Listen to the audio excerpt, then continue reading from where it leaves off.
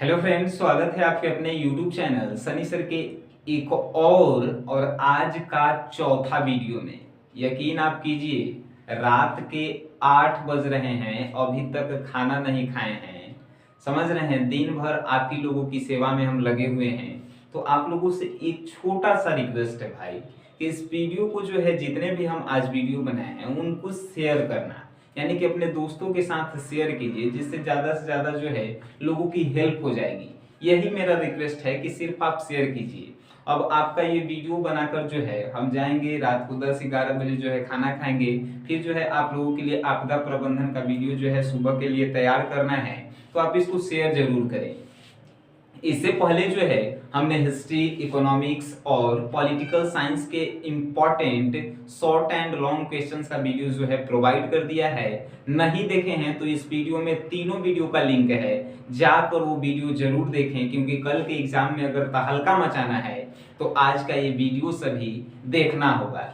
ठीक है, तो हम जो है शॉर्ट क्वेश्चंस पे पहले बात करेंगे कि शॉर्ट क्वेश्चंस को जो है पहले हम लोग याद करेंगे। हमने 16 ऐसे शॉर्ट क्वेश्चंस लिए हैं जिनसे कल एग्जाम में ज्योग्राफी में 3 गो क्वेश्चन छपे वाला है। हिस्ट्री में 3 गो क्वेश्चन पूछता है, हिस्ट्री में और ज्योग्राफी में 3 गो पूछता है। ठीक है, बाकी सब में जो है 2-2 गो पूछता है। तो एकरा में 3 गो और एकरा में 3 गो, तो एकरा में हम 13 गो प्रश्न बताए थे और एकरा में 16 गो प्रश्न बता रहे हैं। ठीक है, तो देखिए सबसे पहला, पट्टिका कृषि से आप क्या समझते हैं बताइए। पट्टिका कृषि यानी कि वैसा कृषि जो पट्टी के रूप में बांट कर किया जाता है, उसी को पट्टिका कृषि कहते हैं। अब पट्टी के रूप में कहे का मतलब कि जैसे कि पहाड़ी इलाकों पर सीढ़ीनुमा कृषि पट्टिका कृषि कहलाएगा, और मैदानी क्षेत्र में जो है गलियारा लेखा कृषि करल जाता है, यानी कि बीच में जगह छोड़ के और आरी पारी जो है कृषि किया जाता है। यानी सिंपल सी भाषा में लिखेंगे कि वैसा कृषि जो पट्टी के रूप में बांट कर किया जाता है, उसी को पट्टिका कृषि कहते हैं। बस सिंपल सी बात है। अब नेक्स्ट है कि हरित क्रांति, और ये पूछेगा कि पट्टिका कृषि कहाँ होता है, तो पहाड़ी क्षेत्रों में होता है, मैदानी क्षेत्रों में होता है। हरित क्रांति से आप क्या समझते हैं। हरित क्रांति की शुरुआत जो है एक्चुअल में 1960 में हुआ था, लेकिन ये 1967-68 में जो है विकसित किया था। तो हरित क्रांति क्या है, यानी हरित क्रांति से आप क्या समझते हैं, यानी कि वैसा क्रांति जो खाद्य पदार्थों के विकास के लिए किया गया था, खासकर गेहूं के उत्पादन को बढ़ावा देना और लोगों को कृषि के ऊपर डिपेंडेंट यानी कि आश्रित करना। वैसा क्रांति जो खाद्य पदार्थों को बढ़ावा देना, खासकर गेहूं के उत्पादन को और कृषि को, यानी कि किसानों को खाद्य पदार्थों उत्पादन करने पर निर्भर करना ही हरित क्रांति कहलाता है। ठीक है, फिर से एक बार अपनी भाषा में, वैसी क्रांति जो खाद्य पदार्थों को बढ़ावा देने के लिए किया गया, खासकर गेहूं के उत्पादन को, और लोगों को कृषि के ऊपर निर्भर करने के लिए किया गया, उसी क्रांति को हरित क्रांति के नाम से हम लोग जानते हैं। हरित क्रांति की शुरुआत 1960 में हुआ था, लेकिन ये प्रचलित हुआ 1967-68 में विकास किया हरित क्रांति। ठीक है, अब पूछेगा कि जैव विविधता से आप क्या समझते हैं। जैव विविधता यानी कि पृथ्वी पर पाए जाने वाले वे सभी सूक्ष्म और छोटे बड़े जीव जो एक साथ मिलकर इस धरती पे रहते हैं, उसी को जैव विविधता कहते हैं। यानी पृथ्वी पे पाए जाने वाले वे सभी सूक्ष्म जीव, छोटे बड़े जीवों को ही जैव विविधता कहा जाता है। नेक्स्ट है कि रेड डाटा बुक क्या है, इसके बारे में बताइए। Red data book, red data book एक ऐसा बुक है जिसमें विलुप्त तो हो रहे जानवरों के बारे में लिखा जाता है, उसी को रेड डाटा बुक कहा जाता है। रेड डाटा बुक एक ऐसा बुक है जिसमें विलुप्त तो हो रहे जानवरों के बारे में लिखा जाता है, जैसे कि एशियाई हाथी, जैसे जो जो जानवर जो हैं विलुप्त हो गए हैं, उसका नाम जो है रेड डाटा बुक में लिख दिया जाता है। नेक्स्ट है कि खादर और बांगर मिट्टी में अंतर बताइए। खादर मिट्टी क्या है और बांगर मिट्टी क्या है। तो खादर मिट्टी यानी कि बाढ़ में नदियों के द्वारा लाई गई नई मिट्टी को ही खादर मिट्टी कहा जाता है और बाढ़ में नदियों के द्वारा लाई गई पुरानी मिट्टी को बांगर मिट्टी कहा जाता है, बांगर मिट्टी कहा जाता है। खादर मिट्टी जो है काफी ज्यादा उपजाऊ होती है और बांगर मिट्टी जो है खादर मिट्टी से थोड़ा कम उपजाऊ होती है। नेक्स्ट है कि इन सीटू प्रयास क्या है, इन सीटू प्रयास को समझाइए। तो इन सीटू प्रयास क्या है समझते हैं। इन सीटू प्रयास सरकार के द्वारा किया गया एक ऐसा प्रयास है जिसमें जीवों को उसके प्राकृतिक घोंसलों में सुरक्षित रखना ही इन सीटू प्रयास है। जैसे कि मान के चलिए कोई कबूतर है तो कबूतर को जो है हमने के घर लिया के एकदम रूम में रखेंगे तो वो नहीं, कबूतर को उसके प्राकृतिक घोंसला में ही सुरक्षित रखना सरकार का एक प्रयास किया गया, उसी को इन सीटू प्रयास कहा गया। यानी कि इन सीटू प्रयास एक ऐसा प्रयास है सरकार द्वारा कि जीवों को उसके प्राकृतिक गृह में ही सुरक्षित रखा जाना ही इन सीटू प्रयास है। समझ गए। नेक्स्ट है उपभोक्ता उद्योग से आप क्या समझते हैं। उपभोक्ता मतलब कि ग्राहक, यानी कि जो उपभोक्ता यानी किसी वस्तु का उपभोग करता है, यानी किसी से पहले कोई वस्तु खरीदता है और उसको जो है दूसरे क्षेत्रों में जाकर बेचता है, उसी को उपभोक्ता उद्योग कहते हैं। जैसे कि मान के चलिए हम पटना में हैं तो पटना में है तो मुंबई से कुछ खरीद कर लाए और पटना में जो है बेच रहे हैं तो क्या कहलाएगा, वही कहलाएगा उपभोक्ता उद्योग। यानी कि खुद नहीं बनाकर किसी दूसरे से कीनकर और उसी को किसी दूसरे में बेचना उपभोक्ता उद्योग कहलाता है। ठीक है। नेक्स्ट है कि विनिर्माण से आप क्या समझते हैं। विनिर्माण, निर्माण मतलब किसी को बनाना और विनिर्माण मतलब कि दोबारा बनाना, यानी कि किसी भी कच्चे माल को दोबारा बनाना, मेच्योर बनाना ही विनिर्माण कहलाता है। ठीक है। इसका उपयोग जो है उद्योग धंधों में ज्यादातर किया जाता है। जैसे कि लोहा कच्चा रहता है तो उसको पका के औजार बनाया जाता है। यानी किसी भी चीज को या ऐसे भी लिख सकते हैं कि उद्योगों में कच्चे माल को दोबारा तैयार करना ही विनिर्माण कहलाता है। ठीक है। बहुत आसान प्रश्न है। अगर इन प्रश्नों को आप देखकर यकीनन जाते हैं, आज के जो 4 वीडियो हम प्रोवाइड किए हैं उन सभी को अगर आप देखकर चल गए, यकीन मानिए कल के एग्जाम में तो हल्का होने वाला है। ठीक है। नेक्स्ट है कि विकसित संसाधन किसे कहते हैं, इसको थोड़ा बताइए। तो विकसित संसाधन वैसा संसाधन जो हमारी देश की आर्थिक व्यवस्था को विकसित करता है, यानी कि गति प्रदान करता है, उसी को विकसित संसाधन कहते हैं। जैसे मान के चलिए कि अभी जो है जो मान के चलिए कि बालू जो है निकल रहा है जेसीबी से। अब जेसीबी से भी जो है कोई बड़ा मशीन आ जाए तो उससे बालू निकले, उससे बालू, बिहार में तो बालू है तो उससे भी बालू निकले तो क्या होगा, एक विकसित संसाधन आ गया। ठीक है। तो वैसा संसाधन जिससे जो है विकास की गति और तेज हो, उसी को विकसित संसाधन कहते हैं। ठीक है। नेक्स्ट है कि भारत का कौन सा राज्य रबर उत्पादक में अग्रणी है। अग्रणी मतलब कि भारत का कौन सा ऐसा राज्य है जहां पे रबर अधिक होता है। तो केरल में सबसे ज्यादा रबर होता है। ठीक है। केरल में सबसे ज्यादा रबर होता है। हो गया।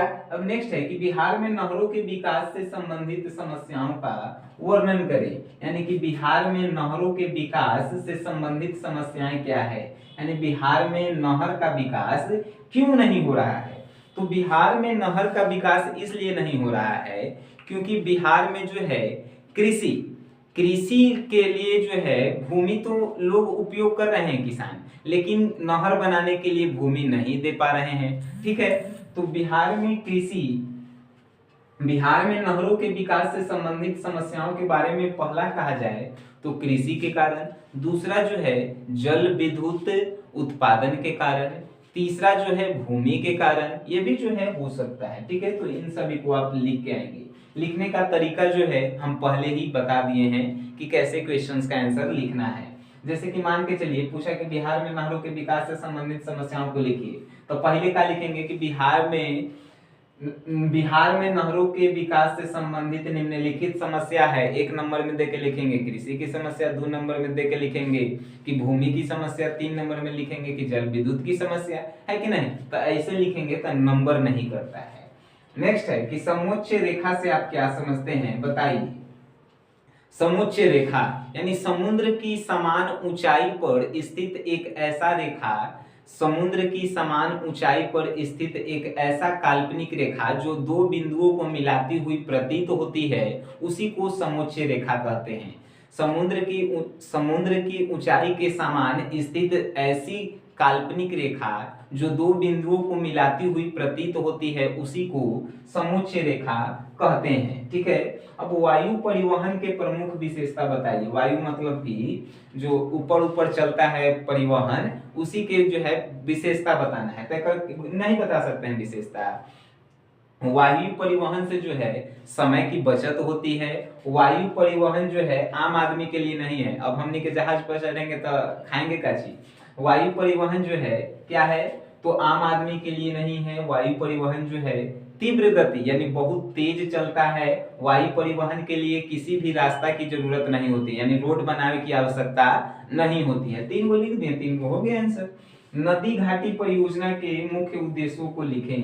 नदी घाटी परियोजना जवाहरलाल नेहरू के द्वारा जो है नदी घाटी परियोजना विकसित किया गया था। जवाहरलाल नेहरू के द्वारा नदी घाटी परियोजना का विकास हुआ था जब प्रधानमंत्री वो थे।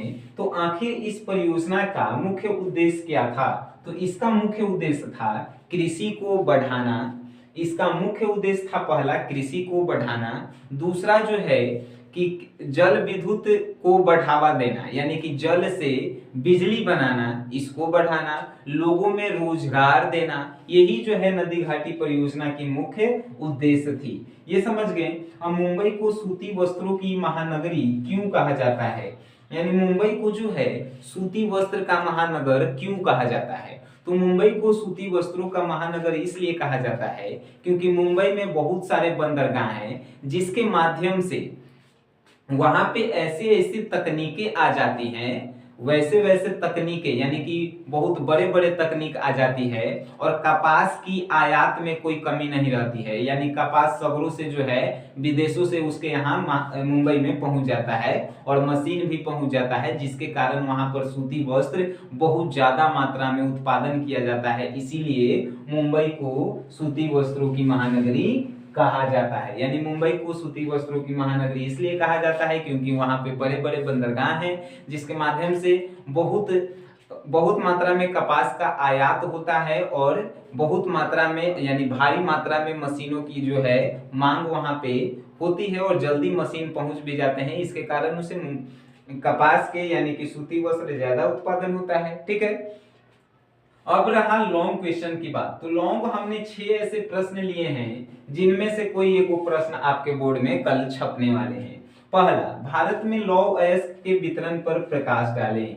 यानी भारत में जो लोहा उद्योग है उसका कहां कहां कितना क्षेत्र है उसके बारे में आपको बताना है।